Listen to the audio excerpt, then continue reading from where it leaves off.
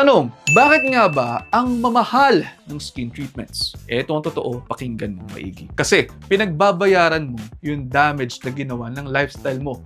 Kung palagi kang oily, sugary at processed foods ang kinakain, kahit magpa-laser ka, kahit magpa-facial ka, babalik at babalik pa rin ang problema. Ang tunay na investment, mga kapatid, nasa daily choices po natin. Tandaan mo, kung ang kinakain mo madalas ay gulay, prutas at sapat ang tubig mo, mas madali kang gumaganda at mas mura ang iyong magiging maintenance. Yung mga clinic treatments, yes, booster lamang ang mga ito at hindi solusyon sa unhealthy diet. Kaya kung ayaw mong sayangin ang pera mo, simulan mo sa kitchen mo, hindi lamang sa clinic. Dito sa amin sa Makalintal Clinic, oo, gumagawa po kami ng mga treatments, pero ang kaibahan sa amin kaysa sa iba, kami po, nagbibigay din po kami ng tamang abiso patungkol sa diets at sa lifestyle. O diba? Lifestyle medicine physician ako at registered nutritionist dietitian. Saan ka pa? Call the number down below para makapagpakonsulta ka. Smooth, diba? Share mo na rin to sa may mga kilalang mong gastos ng gastos pero hindi naman tama ang kinakain at ang lifestyle nila.